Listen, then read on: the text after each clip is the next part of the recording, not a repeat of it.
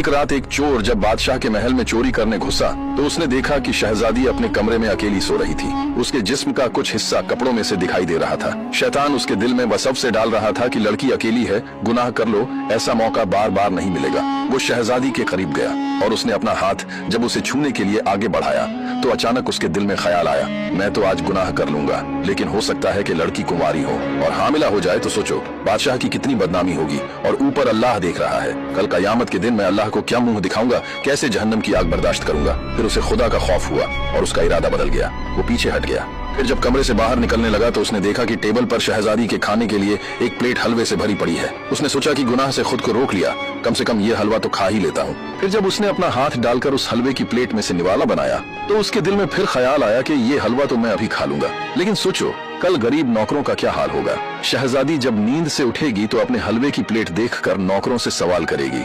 हो सकता है बेचारों को मार पड़ जाए और हलवा खाने वाले को बद्दुआएं देने लगे। फिर चोर ने वो हलवा भी नहीं खाया। वो चोरी करने के इरादे से आया था, उसके दिल में खुदा का खौफ आ गया था, उसने चोरी भी नहीं की। फिर जब महल से बाहर निकला तो फजर का वक्त हो चुका था। बादशाह के पहरेदार सिपाही उठ चुके थे। सिपाहियों को सामने आता देखकर चोर डर गया। सोचने लगा, मैंने कुछ भी नहीं किया, मुझे कुछ हासिल भी नहीं हुआ, अगर पकड़ा गया तो बेगुनाह फांसी पर लटका दिया जाऊंगा। फिर वो कांपते हुए आसमान की तरफ देखकर कहने लगा, या अल्लाह मेरी मदद कर, देख मैंने आज तेरी नाफरमानी नहीं की, मैं बेकसूर हूँ। अल्लाह पाक ने फौरन उसके दिल में एक बात डाल दी। उसे एकदम एक तरकीब सूझ गई। पास में मस्जिद थी, जाकर वहाँ बैठ जाता हूँ। सिपाही देखेंगे तो सोचेंगे कोई मुसाफिर है, मस्जिद में ठहरा हुआ है, उन्हें शक नहीं होगा। वो फौरन मस्जिद पहुँचा, सुकून की सांस ली। सोचा मालिक ने वक़्त पर बचा लिया, क्यों न आज शुक्र अदा करूँ।